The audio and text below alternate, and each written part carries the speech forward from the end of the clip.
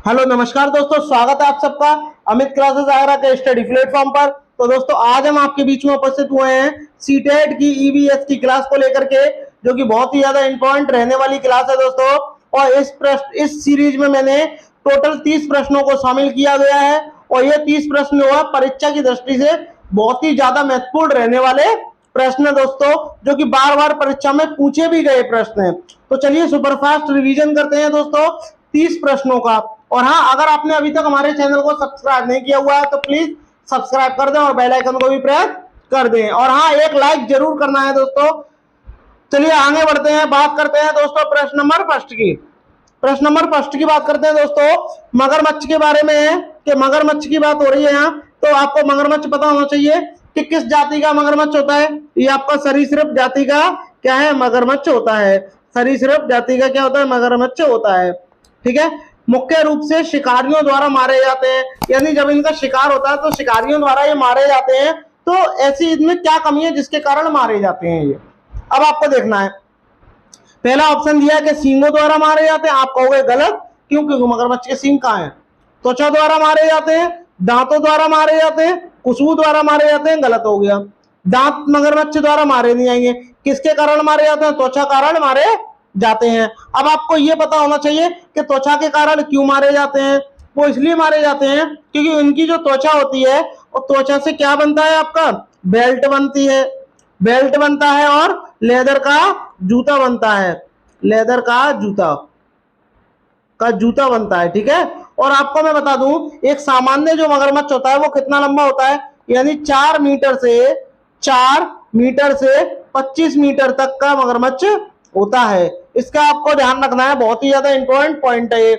और मैं आपको बता दूं ये ज्यादातर मगरमच्छ कहाँ पाया जाता है, खारे पानी में पाया जाता है। कहां पर? खारा पानी। जहां खारा पानी होगा वहां मगरमच्छ क्या होगा, ये जरूर पाया जाएगा। तो चलिए आगे बढ़ते हैं दोस्तों, बात करते हैं प्रश्न नंबर सेकंड की। प्रश्न नंबर सेकंड में आपसे बोला गया है बोरा। अब आपको पता होना चाहिए कि ये बोरा होता क्या है, बताइए। चिपचिपे चावल की एक सामान्य किस्म है, यानी बोरा क्या है, एक चिपचिपे चावल होते हैं उसका क्या है, एक किस्म है। किस्म का मतलब हो गया कोई एक पार्ट है उसका। ठीक है, यह मुख्य रूप से पाया जाता है, यह मुख्य रूप से पाया जाता है। क्या असम में पाया जाता है, बिहार में पाया जाता है, उड़ीसा में या तमिलनाडु में? बताइएगा कहाँ पाया जाता है। बात करते हैं दोस्तों तमिलनाडु की। तमिलनाडु का बहुत ही ज्यादा पॉपुलर एक वो है, क्या बोलते हैं तुम्हारा, इसका नाम क्या है, पोंगल। क्या है? पोंगल। ये आपको जरूर ध्यान रखना है दोस्तों, क्या है, पोंगल है। बात करते हैं बिहार की। बिहार में एक प्रिंटिंग है जिसका नाम क्या है, मधुबनी। क्या है? मधुबनी जो प्रिंटिंग है ये कहाँ की प्रसिद्ध है, बिहार की प्रसिद्ध है। अब बात करते हैं कि मधुमक्खी पालन को क्या बोलते हैं, एपीकल्चर बोलते हैं। क्या बोलते हैं? एपीकल्चर कहते हैं। इस बात का भी आपको ध्यान रखना है। ठीक है दोस्तों, अब बात करते हैं असम की। तो इसका राइट आंसर क्या हो जाएगा, असम हो जाएगा। कहाँ बोला जाता है, असम में बोला जाता है। तो असम के बारे में भी कुछ नॉलेज ले लो। असम में कहाँ पाए जाते हैं, बांस के घर पाए जाते हैं। बांस के घर कहाँ पाए जाते हैं, असम में पाए जाते हैं। और ये जमीन से कम 10 से 12 फीट ऊंचे होते हैं। असम का एक और नृत्य है जिसका नाम क्या है, बिहू। क्या है? बिहू जो नृत्य है ये कहाँ का है, असम का है। असम में एक चीज और ज्यादा फेमस है, उसका भी आप बताइए क्या फेमस है, बताइए। असम में काजीरंगा नेशनल पार्क, यानी जो काजीरंगा नेशनल पार्क है ये आपका कहाँ स्थित है, ये भी आपका असम में स्थित है। और ये काजीरंगा जो नेशनल पार्क है ये किस लिए प्रसिद्ध है, ये आपको बताना है।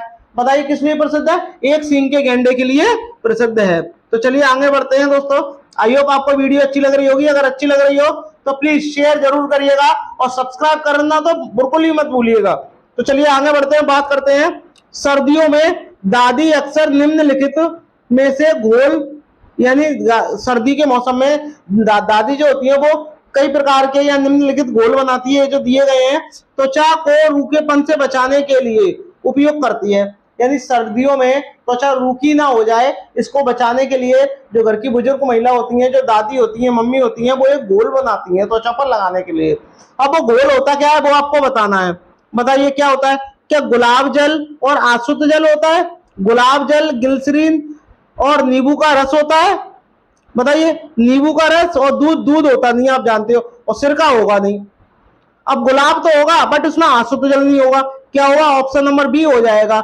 यानी गुलाब जल होता है एक, दूसरा ग्लिसरीन और तीसरा नींबू। ये तीन चीजें मिला करके एक ऐसा पदार्थ तैयार किया जाता है जिससे क्या है, आप सर्दियों में त्वचा पर लगाओगे तो उससे क्या होगा, आपकी त्वचा जो होगी वो रूखी नहीं होगी। आई होप आपको वीडियो अच्छी लग रही होगी, तो दोस्तों शेयर जरूर करिएगा। ठीक है, चलिए आगे बढ़ते हैं दोस्तों, बात करते हैं प्रश्न नंबर 4 की। प्रश्न नंबर 4 में आपसे बोला गया है, एक छोटे से पेड़ या झाड़ी की शाखा से लटकने वाला घोंसला बनाने वाला पक्षी है। बताना है कि वो पक्षी कौन है। क्या सूर्य पक्षी है, क्या कौवा है, क्या बारबेट है, या भारतीय रॉबिन है? बताइए, बताइए, कमेंट करके बताइए कि इसका राइट आंसर क्या होगा दोस्तों, बताइए। देखिए, बात करते हैं यहाँ की भारतीय रॉबिन की। ये क्या करती है, ये अपना घोंसला कहाँ बनाती है, ये अपना घोंसला कहाँ बनाती है, नरम टहनियों पर बनाती है। कहाँ पर बनाती है, जहाँ की टहनियां क्या होंगी, नरम होंगी, नरम टहनियों पर बनाती है। ठीक है, कहाँ बनाती है, नरम टहनियों पर बनाती है। दूसरी बात, बारबेट की बात करें, ठीक है, बारबेट की बात करें तो बारबेट की क्या सबसे छोटी गर्दन होती है। कैसी गर्दन होती है इसकी, छोटी गर्दन होती है, छोटी गर्दन होती है। छोटी गर्दन के लिए ये बहुत ही ज्यादा प्रसिद्ध है। और इसकी जो चोंच होगी वो भारी और लंबी होती है। क्या होती है, भारी और लंबी होती है। बात करते हैं हम बारबेट की। एक बात और है, ये उष्ण कटिबंधीय में पाया जाता है। कहाँ पाया जाता है, उष्ण कटिबंधीय जो वन होते हैं वहां पाया जाता है। यानी इसको हम कह सकते हैं कि ये जो बारबेट है ये उष्णीय कटिबंधीय पक्षी है। और आखिर में बात करते हैं कि एक छोटे पेड़ से झाड़ियों की शाखा से लटकने वाला घोंसला कौन बनाता है, सूर्य पक्षी बनाता है। इसको हम क्या बोलते हैं, सनवडवी कहते हैं। क्या बोलते हैं, सनवडवी कहते हैं। सनवडवी इसको कहा जाता है, ये आपको ध्यान रखना है दोस्तों। चलिए आगे बढ़ते हैं, बात करते हैं प्रश्न नंबर 5 की। ट्रेन से संबंधित है दोस्तों। ट्रेन टिकट पर पीएनआर आपको फुल फॉर्म उसकी पता होनी चाहिए। पीएनआर की फुल फॉर्म क्या होती है, पैसेंजर नेम और रिकॉर्ड। पैसेंजर नेम रिकॉर्ड यानी पीएनआर, पैसेंजर नेम रिकॉर्ड। इसकी क्या होगी, फुल फॉर्म होगी। तो कहीं ना कहीं ये रिकॉर्ड से संबंधित है। अब रिकॉर्ड में क्या क्या आता है वो आपको पहले देखना है। तो देखिए, पहले क्या आता है आपको ये पता होना चाहिए। रिकॉर्ड में सबसे पहले आपको पता होना चाहिए कि इसकी फुल फॉर्म क्या होती है, पैसेंजर नेम रिकॉर्ड इसकी फुल फॉर्म होती है। जो पीएनआर नंबर जो होता है ये क्या होता है, इसकी टोटल संख्या कितनी होती है, 10 अंकों का ये क्या होता है, नंबर होता है। क्या होता है, 10 अंकों का ये नंबर होता है। तो इसमें ही क्या होता है, पैसेंजर का पूरा रिकॉर्ड इसी में दुबका होता है। ठीक है, ठीक है, यदि पैसेंजर की हम कह सकते हैं पूरी जो जानकारी होगी वो इसी में होती है। ठीक है, पीएनआर के शुरू के जो 3 नंबर होंगे, यानी जो पीएनआर के जैसे कोई भी नंबर ले लो, शुरुआत के जो 3 नंबर होंगे, यानी शुरू के जो 3 नंबर होंगे दोस्तों, ये क्या दर्शाते हैं ये आपको बताना है। शुरुआत के जो 3 नंबर होंगे ये बताते हैं कि जो यात्री है, जो यात्रा करने वाला है वो कहां से कहां जाएगा। शुरुआत के 3 नंबर आपको ये बताते हैं। ठीक है, तो अब आपको इसमें पता करना है कि ट्रेन टिकट पर पीएनआर नंबर क्या दर्शाता है, यात्री की संख्या दर्शाता है। आप कहोगे कतई नहीं दर्शाता। व्यक्तिगत नाम दर्शाता, नहीं दर्शाता। व्यक्तिगत नंबर नहीं दर्शाता। क्या दर्शाता है, यात्री का नाम रिकॉर्ड दर्शाता है। और शुरुआत के जो 3 नंबर होते हैं वो ये बताते हैं कि यात्री कहां से कहां तक यात्रा करने वाला है। ठीक है, आई होप आपको वीडियो अच्छी लग रही होगी, तो दोस्तों एक लाइक जरूर करना आप लोग। चलिए आगे बढ़ते हैं, बात करते हैं मलयालम की। मलयालम क्या है, ये एक भाषा है। ये क्या है, भाषा है दोस्तों। अब बात करते हैं भाषा की दोस्तों कि वर्तमान में संविधान में कितनी भाषाओं का जिक्र है। वर्तमान में जो आपका संविधान है, संविधान में कितनी भाषाएं हैं ये आपको पता होना चाहिए। कितनी भाषाएं हैं, टोटल 22 भाषाएं हैं। अब बात करते हैं, मैं आपसे पूछूं कि मूल संविधान में भाषा कितनी थी, मूल संविधान में कितनी थी, तो आप बताइए मूल संविधान में कितनी भाषा थी ये आपको बताना है। तो मूल संविधान में आपकी कितनी भाषाएं थी, आपकी 14 भाषाएं थी। अब बात करते हैं मलयालम में माँ की बड़ी बहन को क्या कहा जाता है ये आपको बताना है। बताइए कि भाई मलयालम में आप अपनी माँ की बड़ी बहन को क्या कहेंगे। हिंदी में तो मौसी कहते हैं, बट मलयालम में क्या कहेंगे ये आपको बताना है। तो बताइए क्या कहेंगे, कमेंट करिएगा क्या कहते हैं, बताइए कमेंट करिएगा सभी लोग। अब सबसे पहले आपको ये पता होना चाहिए मलयालम जो भाषा है ये कहाँ बोली जाती है, ये भी आपको पता होना चाहिए। चलो पहले ये जान लेते हैं माँ की बड़ी बहन को क्या बोलते हैं, बालियम्मा बोलते हैं। क्या बोलते हैं? बाली अम्मा बोलते हैं, थम्मा नहीं बोलते, दीदू नहीं बोलते और अमुम्मा नहीं बोलते। अब बात आती है कि जो मलयालम भाषा ये कहाँ बोली जाती है? ये आपकी केरल में बोली जाती है। केरल में ही आपका क्या है? शांत घाटी, यानी शांत घाटी जो राष्ट्रीय उद्यान है, शांत घाटी, ये आपका कहाँ है? केरल में ही है। और केरल में ही आपकी एक बहुत ही फेवरेट डिश है, वो कहाँ क्या है? उसका नाम टेपियोका। टेपियोका भी कहाँ का है? केरल का है। टेपियोका कहाँ का है? ये आपका केरल का है। तो आपको इतना आपको ध्यान रखना है, ठीक है। चलिए आगे बढ़ते हैं, आगे बढ़ते हैं दोस्तों, चलिए आगे बढ़ते हैं, बात करते हैं प्रश्न नंबर 7 की। प्रश्न नंबर 7 में बोला है निम्नलिखित में से कौन सा स्थान केरल में है? केरल में आपको बताना है कि केरल में कौन सा स्थान है, तो बताना है आपको ये कहाँ स्थित है। देखिए बात करते हैं केरल की। अभी अभी मैंने आपको बताया कि यहाँ की एक बहुत ही फेवरेट डिश है, वो क्या है? आपका टेपियोका है। लेकिन मैं आपको बता दूं लंबी नाव कहाँ पाई जाती है और नावों की रेस कहाँ होती है? नावों की रेस, नावों की रेस ये आपकी कहाँ होती है? ये भी आपकी केरल में ही होती है। और जो केरल है वो किधर स्थित है? अरब सागर में स्थित है या बंगाल की खाड़ी की तरफ स्थित है? तो आप कहोगे ये कहाँ स्थित है? अरब सागर की तरफ स्थित है, अरब सागर के तट पर स्थित है। कौन सा? केरल, ठीक है। अब हम बात करते हैं कि इसका कौन सा स्थान केरल में नहीं है। क्या वलसाड़ केरल में है, कोझिकोड केरल में है, उडुपी केरल में है या मालाखेड़ा केरल में? तो बात करते हैं दोस्तों मालाखेड़ा की। और मालाखेड़ा कहाँ है आपका? ये आपका राजस्थान में है। कहाँ है दोस्तों? राजस्थान में स्थित है। बालसाड़ की बात करें दोस्तों, ये आपका कहाँ है? गुजरात में है। कहाँ है? गुजरात में स्थित है। गुजरात की और हम बात कर लेते हैं कि गुजरात का बहुत ही ज्यादा फेमस राष्ट्रीय उद्यान है, वो आपको कमेंट करके मुझे बताना है कि वो राष्ट्रीय उद्यान कहाँ स्थित है, वो मतलब उसका नाम क्या है, ये आपको बताना है। गुजरात का एक राष्ट्रीय उद्यान का नाम कमेंट करके बताइए।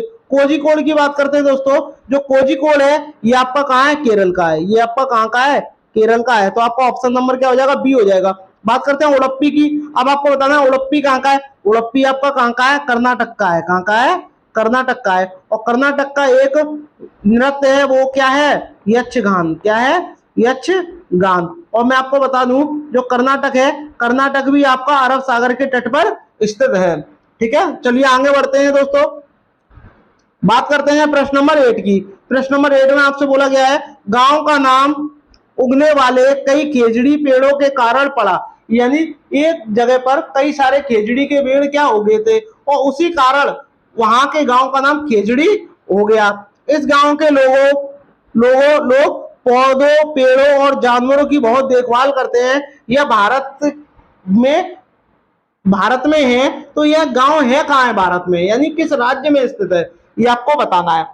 तो बताइए कहाँ स्थित है, कमेंट करके बताइए। क्या उत्तराखंड में है, क्या उत्तर प्रदेश में, राजस्थान में, महाराष्ट्र में? बताइए। महाराष्ट्र की बात करते हैं दोस्तों, तो एक आपकी वो है कलमकारी है, चित्रकारी भी कहते हैं, वो क्या है? आपकी बरली। ये आपकी कहाँ स्थित है? आपकी महाराष्ट्र में होती है। राजस्थान की बात करते हैं दोस्तों, तो आपका एक राजस्थान में एक स्थान है, इसका नाम क्या है? यानी एक स्थान नहीं है, एक आपका पक्षी विहार है, उसका नाम क्या है? रणथंभौर। क्या है? रणथंभौर। क्या है उसका नाम? है रणथंभौर। बहुत ही ज्यादा इंपॉर्टेंट है दोस्तों। केवला देव भी आपका कहाँ का है? केवला देव भी आपका कहाँ है? राजस्थान में है। केवला देव जो पक्षी विहार है ये भी कहाँ है? राजस्थान में स्थित है। और जो खेजड़ी जो वृक्ष है ये भी आपका राजस्थान में स्थित है। और राजस्थान का राजकीय जो पेड़ है उसका नाम क्या है? उसका नाम भी क्या है? खेजड़ी है। क्या है? खेजड़ी है। ये आपको ध्यान रखना है दोस्तों। बात करते हैं उत्तर प्रदेश में, तो उत्तर प्रदेश में 75 जिले हैं दोस्तों। और उत्तर प्रदेश का एकमात्र राष्ट्रीय अभ्यारण्य है जिसको हम क्या बोलते हैं? राष्ट्रीय उद्यान भी कह सकते हैं। उसका नाम क्या है? दुधवा। क्या है दोस्तों? दुधवा राष्ट्रीय उद्यान कहाँ स्थित है? ये आपका उत्तर प्रदेश में स्थित है। बात करते हैं उत्तराखंड की दोस्तों, तो उत्तराखंड की बात करते हैं तो आपको पता होना चाहिए फूलों की घाटी कहाँ स्थित है? उत्तराखंड में स्थित है, ये आपको पता होना चाहिए। और उत्तराखंड जो है उत्तर प्रदेश से ही अलग होकर बना एक राज्य है, तो इतना भी आपको ध्यान रखना है दोस्तों। बात करते हैं उत्तर प्रदेश की। उत्तर प्रदेश के वर्तमान में सीएम कौन है, ये आपको कमेंट करके बताना है, यानी मुख्यमंत्री कौन है, ये आपको कमेंट करके मुझे बताना है। तो चलिए आगे बढ़ते हैं दोस्तों, बात करते हैं प्रश्न नंबर 8 की। प्रश्न नंबर 8 भी बहुत ज्यादा इंपॉर्टेंट है दोस्तों, इसको आपको बताना है। बताइएगा प्रश्न नंबर 8, इसमें आपसे बोला गया है हाथियों के झुंड का मुखिया होता है। अब बताना है कि सब कौन होता है, बताइए, कमेंट करके बताइए।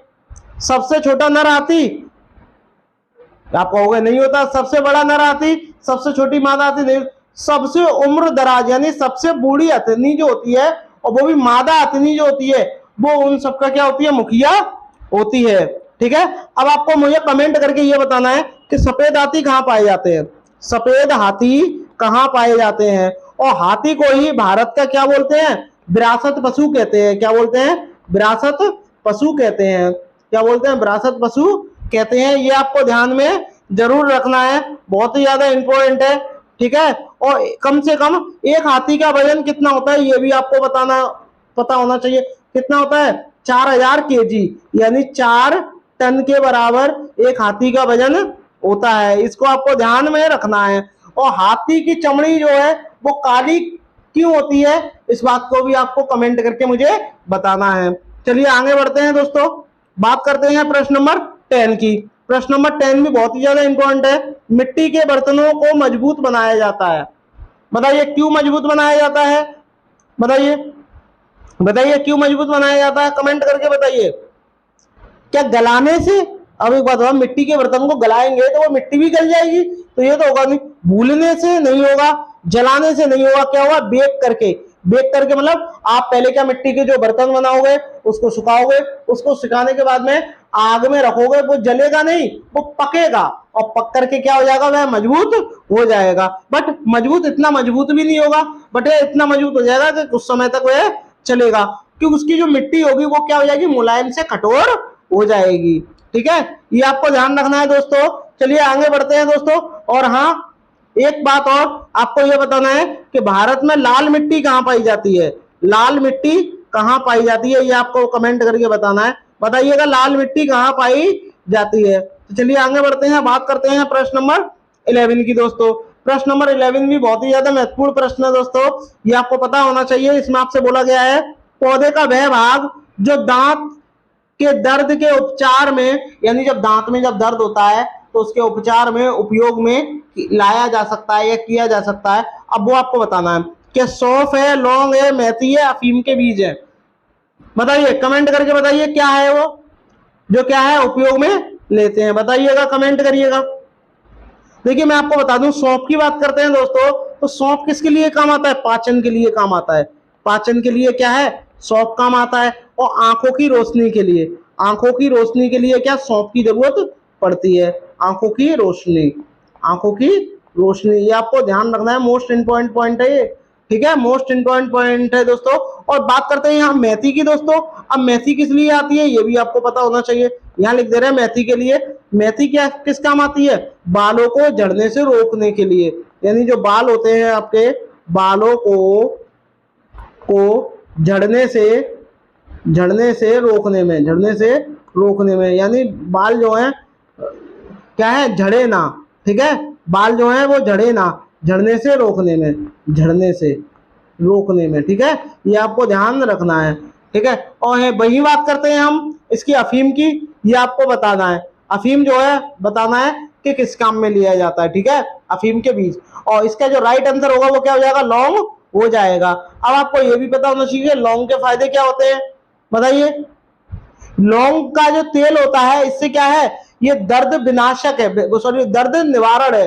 ये क्या है, दर्द का निवारण है। आपकी बॉडी में कहीं पे भी दर्द हो रहा हो तो लौंग का तेल लगाइए, तो वो क्या हो जाएगा, दर्द सही हो जाएगा। तो आपका ऑप्शन नंबर जो आपका बी है वो करेक्ट हो जाएगा। और हाँ, बात करते हैं जो आपका लौंग है, ये क्या है, ये आपका क्या है, पेड़ का पत्ता है या फूल है या फल है, ये आपको पता होना चाहिए। ये भी पूछा जाता है, ये क्या है, एक फूल है, यानी पौधे का क्या भाग है, ये फूल भाग है।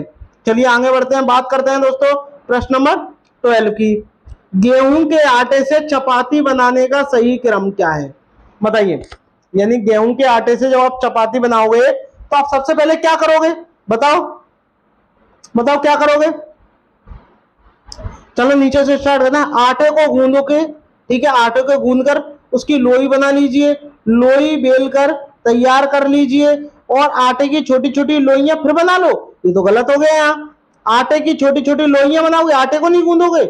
आटे की छोटी छोटी लोइयां बना रहे, पहले क्या करोगे, आप आटे को गूंथोगे, आटे की छोटी छोटी लोइयां बनाओगे, और लोइयों को बेलोगे, और उन्हें आग पर क्या पका लोगे। और पकाने के बाद में सब जानते हैं आपको क्या करना है, ठीक है, तो क्या हो जाएगा आपका ऑप्शन नंबर जो आपका ए है वो करेक्ट हो जाएगा। चलिए आगे बढ़ते हैं दोस्तों, बात करते हैं प्रश्न नंबर 13 की।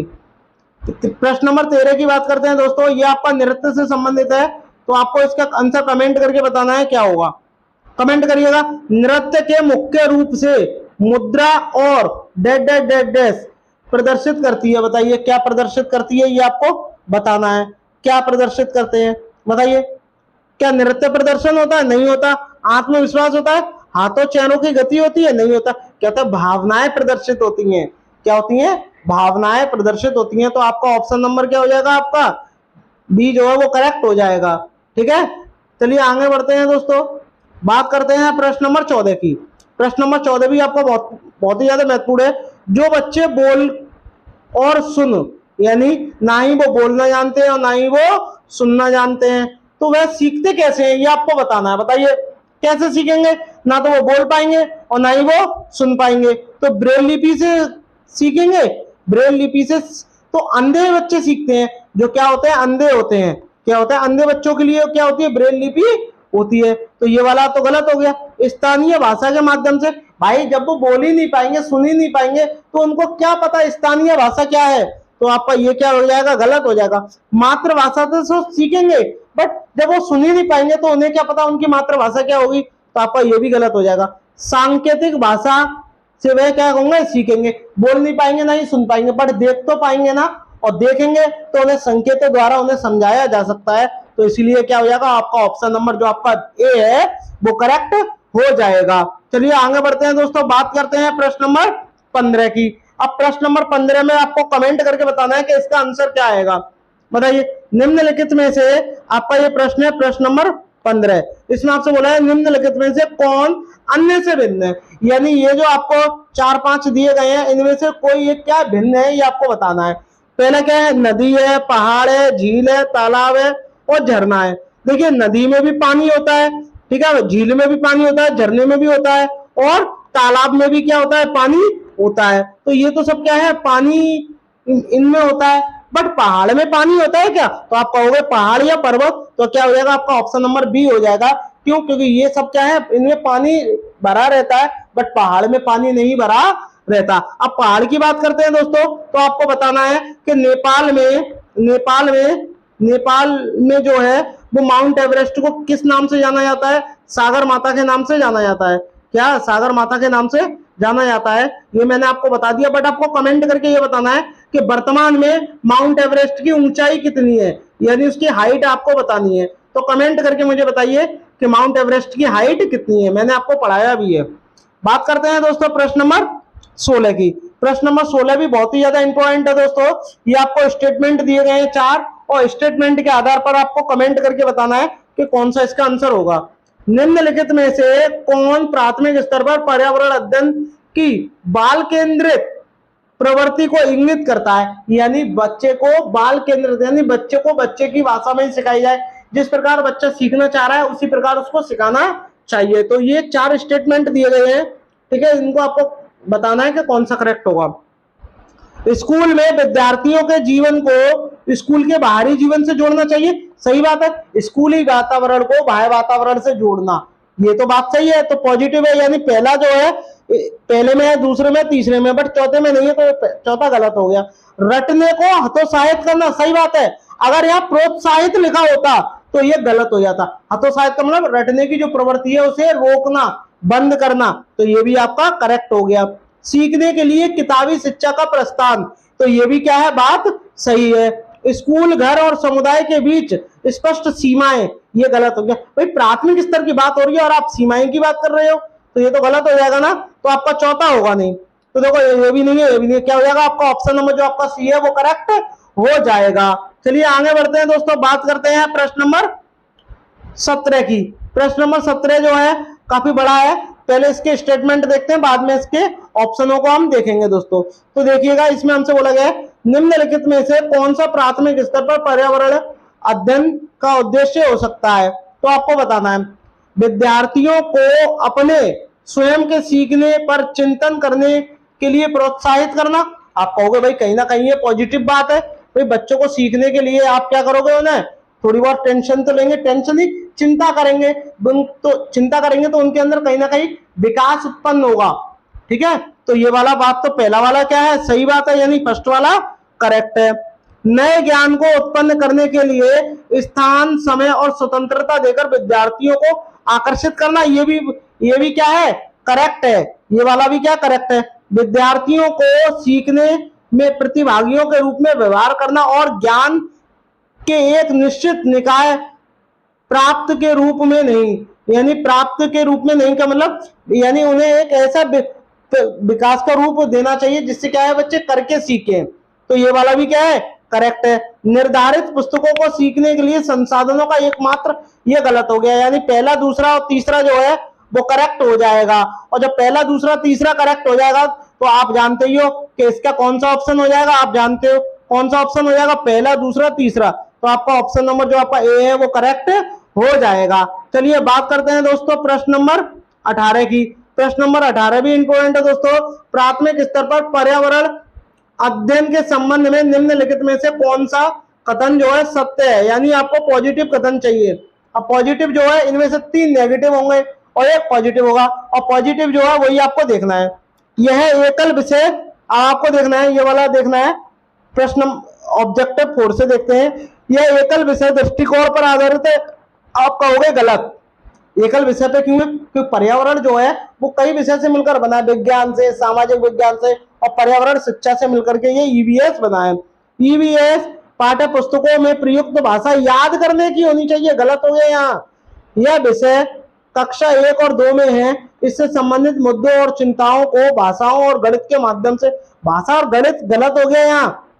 तो आपका एक ही ऑप्शन होगा, क्या, ऑप्शन नंबर ए, कक्षा 3 से 5 तक पर्यावरण अध्ययन के विषय के रूप में, यानी जो पर्यावरण अध्ययन जो होता है वो कक्षा 3 से प्रारंभ होता है, और कक्षा 3 से प्रारंभ होता है तो उसके रूप में विज्ञान, सामाजिक विज्ञान और पर्यावरण शिक्षा की अवधारणा और मुद्दों का एकीकृत, ये वर्ड जो है दोस्तों पॉजिटिव है, कहीं पे भी मिल जाए तो तुरंत आंसर ठोक देना दोस्तों। तो बात करते हैं, आगे बढ़ते हैं दोस्तों। तो इसका क्या हो जाएगा, ऑप्शन नंबर जो क्या हो जाएगा, ऑप्शन नंबर जो इसका ए है वो करेक्ट हो जाएगा। बात करते हैं दोस्तों प्रश्न नंबर 19 की दोस्तों। अब प्रश्न नंबर 19 में आपसे क्या बोला गया है, भोपाल गैस कांड। अब भोपाल गैस कांड को क्या बोलते हैं, भोपाल गैस त्रासदी भी बोलते हैं। क्या बोलते हैं, त्रासदी भी बोलते हैं, इसको आपको ध्यान रखना है। ठीक है, और अब आपसे बोला गया है इसके बारे में असत्य कथन आपको बताना है, यानी असत्य कथन जो है यानी नेगेटिव वाला चाहिए, नेगेटिव वाला चाहिए। अब आपको देखना है कौन सा है। भोपाल गैस की घटना को भोपाल गैस त्रासदी के नाम से जाना जाता है। आप कहोगे बात एकदम सही है, भोपाल गैस जो घटना हुई थी और भोपाल गैस जो घटना हुई थी ये भोपाल गैस त्रासदी के नाम से जानी जाती है। बात करते हैं दोस्तों भोपाल की। भोपाल किसकी राजधानी है, ये आपकी एमपी की राजधानी है। किसकी राजधानी है, एमपी की राजधानी है, यानी मध्य प्रदेश की राजधानी है। भोपाल गैस त्रासदी की घटना 2-3 दिसंबर की रात 1984 में हुई थी। आप कहोगे ये भी बात सही है, ये भी सही है, ये भी सही है। यह घटना मिथाइल आइसोसाइनेट गैस के रिसाव के कारण हुई थी, ये भी बात सही है। भोपाल स्थित union plaster company, plaster company नहीं है, यूनियन कार्बाइड कंपनी, कौन सी कंपनी थी, यूनियन कार्बाइड जो कंपनी थी उसमें क्या था कि मिथाइल आइसोसाइनेट गैस का रिसाव हो गया और उससे लगभग 15 से 16 हजार लोग क्या गए थे, मारे गए थे। ठीक है, क्योंकि ये जहरीली गैस फैल गई थी। तो आपका क्या हो जाएगा, यही वाला हो जाएगा, तो ये गलत है। और जब ये गलत है तो आपसे क्या नेगेटिव वाला पूछा था, तो आपका क्या हो जाएगा, डी वाला करेक्ट हो जाएगा। क्यों, क्योंकि प्लास्टर कंपनी नहीं है, कौन सी कंपनी है, ये कार्बाइड कंपनी है। कौन सी, कार्बाइड कंपनी है, ये आपको ध्यान रखना है दोस्तों। तो चलिए बात करते हैं प्रश्न नंबर 20 की। प्रश्न नंबर 20 में क्या बोला गया है, देखिएगा। प्राथमिक स्तर पर ईवीएस सीखने के लिए वास्तविक चुनौती है, बताइए क्या वास्तविक चुनौती है, परिभाषा और जानकारी है। परिभाषा गलत होता है, रटकर सीखना गलत होता है। ठीक है, अब धारणाओं का विवरण भी सही है, विद्यार्थियों के लिए खुद को व्यक्त करने का अवसर, बट सही तो ये है, बट इससे भी ज्यादा ये वाला सही है, तो हम ये वाला रॉन्ग कर देंगे। आपका ऑप्शन नंबर जो डी है वो करेक्ट हो जाएगा। क्यों, क्योंकि बच्चा यहाँ क्या है, खुद करके सीख रहा है, क्या करके सीख रहा है, और करके सीखने पर क्या है, बल दे रहा है, इसीलिए क्या हो जाएगा, ये वाला करेक्ट हो जाएगा। चलिए बात करते हैं दोस्तों प्रश्न नंबर 21 की। प्रश्न नंबर 21 भी बहुत ही ज्यादा महत्वपूर्ण है दोस्तों। इसमें आपसे बोला गया है कि प्राथमिक स्तर पर ईवीएस के पाठ्यक्रम में निम्नलिखित में से किस थीम में उपथीम शामिल है, बताइए किस थीम में उपथीम शामिल है, ये आपको बताना है। कमेंट करके बताइए किस थीम में उपथीम शामिल है। बताइए क्या परिवार और दोस्त में शामिल है, जल में शामिल है, कार्य और खेल में शामिल है, या भोजन में शामिल है? बताइएगा, बताइएगा किस में शामिल है, बताइए। और सबसे पहले आपको पता होना चाहिए कि आपके थीम कितने हैं। थीम आपके कितने हैं? 6 थीम है। और 6 थीम तो हैं, बट 6 थीम कौन कौन से हैं ये भी आपको पता होना चाहिए। कौन कौन से हैं आपके 6 थीम? एक आपका कौन सा है? परिवार है। कौन सा है? परिवार है। और दूसरा थीम कौन सा है? मित्र और आसपास का वातावरण। क्या है दूसरा? मित्र। क्या है दूसरा? मित्र है। दूसरा क्या है आपका? तीसरा क्या है? भोजन है। क्या है? भोजन है। चौथा क्या है आपका? आवास है। क्या है? आवास है। पांचवा क्या है आपका? जल है। क्या है? जल है दोस्तों। और छठा क्या है आपका? ये आपको बताना है, वो क्या है आपका? यात्रा है। ये आपके क्या है? ये आपके थीम है। ठीक है, तो आप जानते हो कि इसमें किसकी बात हो रही है? उपथीम की बात हो रही है। और उपथीम इसमें क्या दोस्त लग गया है, तो इसलिए क्या हो जाएगा आपका? यही आपका करेक्ट हो जाएगा। ठीक है, उपथीम शामिल है। उपथीम इसी में तो शामिल है, इसी में शामिल है आपके उपथीम। ठीक है, तो चलिए आगे बढ़ते हैं दोस्तों। बात करते हैं प्रश्न नंबर 22 की। प्रश्न नंबर 22 भी इंपॉर्टेंट है दोस्तों। ईवीएस में प्रमाणित एवं सार्थक यानी सही, सार्थक का मतलब क्या होता है? सही होता है दोस्तों, सही होता है। शिक्षण दिया जाता है या दिया जा सकता है। बताइए वर्णन द्वारा, वास्तविक संवाद द्वारा, प्रयोगों के प्रक्रिया द्वारा, सही और गलत के रूप में, विद्यार्थियों द्वारा दिए गए उत्तरों के आकलन द्वारा। बताइए, बताइएगा, कमेंट करके बताइएगा इनमें से कौन सा होगा। बताइएगा, तो आपका होगा वर्णन द्वारा, ये तो बात सही है। वास्तविक संवाद द्वारा भी करेक्ट है। प्रयोगों के द्वारा, ये भी बात सही है।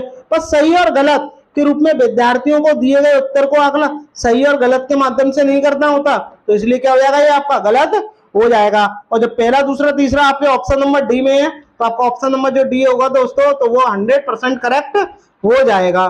चलिए आगे बढ़ते हैं दोस्तों, प्रश्न नंबर 23। अब प्रश्न नंबर 23 में आपको बताना है कि जो यात्रा जो है, आप जानते हो यात्रा क्या है? थीम है।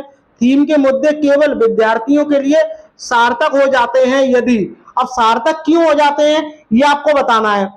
बताइएगा क्यों सार्थक हो जाते हैं। भाई यात्रा का मतलब क्या हो गया? भ्रमण हो गया। अब भ्रमण कहाँ हो रहा है, किस प्रकार हो रहा है, इस चीज का आपको ध्यान रखना है। थीम आधारित वर्कशीट विद्यार्थियों को देकर याद करने के लिए क्या ना, आप तुरंत ही देख के बता दोगे ये क्या है, ये गलत हो गया। यहाँ शिक्षकों द्वारा प्रदर्शनों को रोका जाना, ये भी गलत हो गया। विद्यार्थियों को श्रव्य सामग्री दिखाकर आप करोगे ये यात्रा, नहीं कराओगे। मुद्दों के आसपास बहस आयोजित करना, तो आपका क्या हो जाएगा? ऑप्शन नंबर क्या हो जाएगा आपका? ए जो है वो करेक्ट हो जाएगा। आई होप आपको वीडियो अच्छी लग रही होगी। अगर अच्छी लग रही हो दोस्तों तो एक शेयर जरूर करना और एक लाइक तो बनता है दोस्तों। ठीक है, बात करते हैं ईवीएस की पाठ्य पुस्तकों के अलावा ईवीएस सीखने के लिए निम्नलिखित में से कौन सा अच्छा संसाधन हो सकता है। बताइए, बताइए कौन सा अच्छा संसाधन हो सकता है। कमेंट करके आपको बताना है कि क्षेत्र भ्रमण, रेडियो, विकिपीडिया या विश्व शब्दकोश।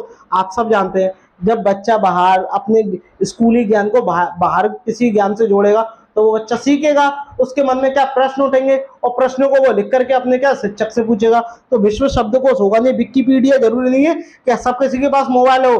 भाई प्राथमिक की बात हो रही है और प्राथमिक में किस सभी बच्चों के पास मोबाइल कहाँ होता है, और रेडियो से होगा नहीं, क्या हो जाएगा?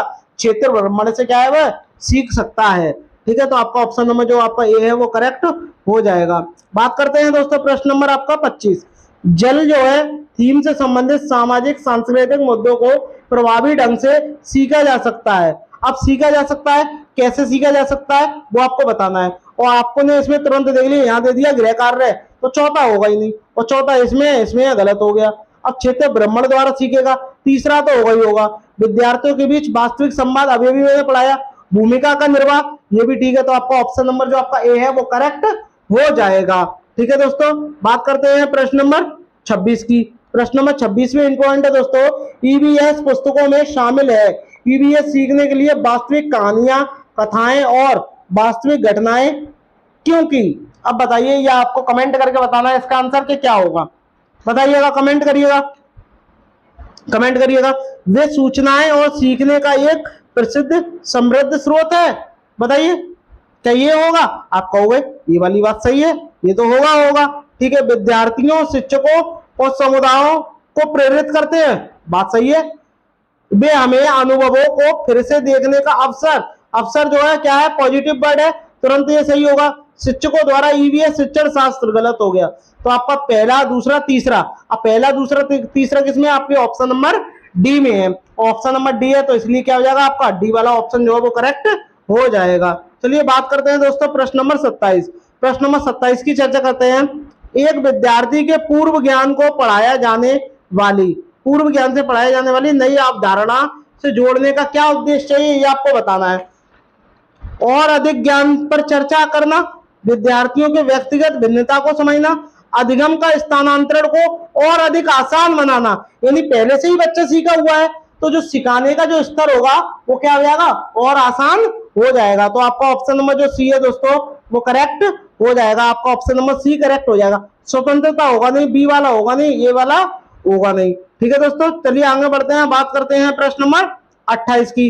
प्रश्न नंबर 28 में बोला गया निम्नलिखित में से कौन सा एक भारत का संघ शासित प्रदेश नहीं है। संघ शासित का मतलब क्या है, यूटी नहीं है, यूटी नहीं है, यानी केंद्र शासित प्रदेश नहीं है। देखिए लद्दाख भी है, लद्दाख की सब जानते हैं राजधानी क्या है। अब बताइए लद्दाख की राजधानी क्या है, कमेंट करके मुझे बताइए कि लद्दाख की राजधानी क्या है। कमेंट करिएगा सभी लोग, कमेंट करिएगा लद्दाख की राजधानी क्या है। तो आप सभी कहोगे लद्दाख की राजधानी क्या है, आपकी लेह है, तो आप कह दोगे। जम्मू कश्मीर की भी क्या है, राजधानी है। ठीक है, मणिपुर राजधानी नहीं है, चंडीगढ़ भी राजधानी है। अब चंडीगढ़ जो राजधानी है किसकी राजधानी है, एक आपकी पंजाब की राजधानी है। किसकी है, ये आपकी पंजाब की राजधानी है, पंजाब की राजधानी है। और एक जगह की और है, वो क्या है आपका हरियाणा, यानी पंजाब और हरियाणा की राजधानी क्या है आपका, चंडीगढ़ है। ठीक है, पंजाब को 5 नदियों की भूमि भी कहते हैं। और पंजाब का भोजन का प्रसिद्ध जो भोजन है उसके बारे में तो चर्चा कर लें। बताइए पंजाब का प्रमुख भोजन क्या है, बताइए पंजाब का प्रमुख भोजन क्या है, ये आपको बताना है। बताइए क्या है, सब जानते हैं क्या है, मक्के की रोटी और सरसों दा साग।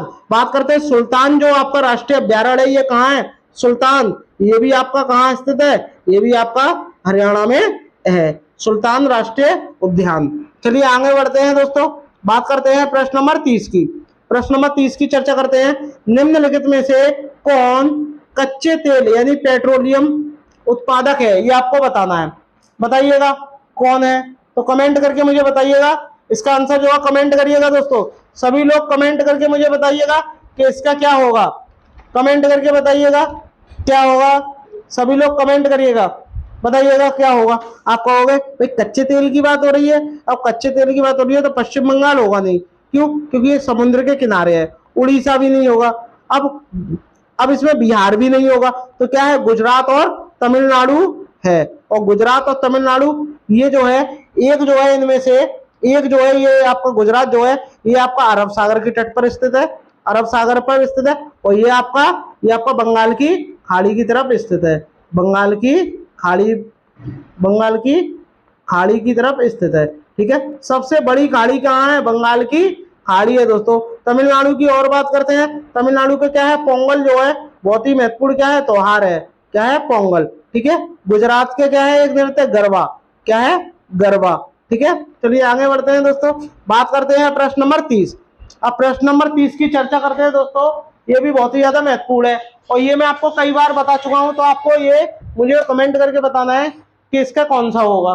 बताइएगा निम्नलिखित में से, मैं जब तक क्वेश्चन पढ़ता हूं, निम्नलिखित में से पक्षियों का वह समूह चुनिए जिसका प्रत्येक सदस्य हमारी, यानी हमारी का मेरा हो गया मनुष्य, कौन हो गया, मानव, कौन हो गया, मानव हो गया, मानव हो गया, हमारी तुलना में 4 गुना अधिक वस्तुओं को स्पष्ट देख सकते हैं। बताइए, अब आपको पता होना चाहिए कि 4 गुना कौन देख सकते हैं। देखिए पक्षी की 2 टांगे होती हैं और 2 पैर होते हैं, तो क्या हो गया, 4 हो गए, और 4 गुना कौन देख लेगा, मनुष्य देख लेगा। वहीं अगर पशु की बात करता है तो पशु के 4 पैर होते हैं और 2 आंखें होती हैं, तो इसलिए वो मनुष्य से कितने गुना ज्यादा देखते हैं, 6 गुना ज्यादा देख सकते हैं।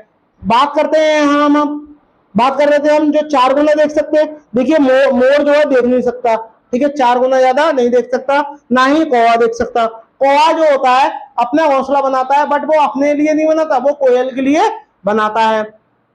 तोता होगा नहीं, तोता होगा नहीं, ठीक है। बुलबुल होगी नहीं, क्या होगी? बाज, चील, गिद्ध। और गिद्ध को ही क्या बोलते हैं? प्रकृति का सफाई कर्मी कहते हैं। क्या बोलते हैं इसे? सफाई कर्मी भी कहते हैं। बहुत ही ज्यादा इंपॉर्टेंट है दोस्तों। तो क्या हो जाएगा आपका? ऑप्शन नंबर डी हो जाएगा। एक बात और आपको ध्यान रखना है चील के बारे में, सबसे ऊंचे पेड़ की सबसे ऊंची डाली, यानी ऊंचा ही पेड़ होना चाहिए और ऊंची ही डाली होनी चाहिए। वहां पर कौन बैठता है? चील बैठती है। और किसी भी पेड़ की किसी भी ऊंची डाली पर, किसी भी पेड़ की किसी भी ऊंची डाली पर कौन बैठता है? वो आपका कौवा बैठता है। कौन बैठता है? आपका कौवा बैठता है। ये आपको ध्यान में रखना है दोस्तों। तो ठीक है दोस्तों, आगे बढ़ते हैं दोस्तों। बहुत ही महत्वपूर्ण वीडियो। और हाँ, अगर आपको ये पसंद आई हो वीडियो तो प्लीज चैनल को लाइक, शेयर और सब्सक्राइब जरूर करिएगा दोस्तों। और हाँ दोस्तों, अंत में थैंक्स फॉर वॉचिंग दोस्तों। मिलते हैं नेक्स्ट वीडियो में।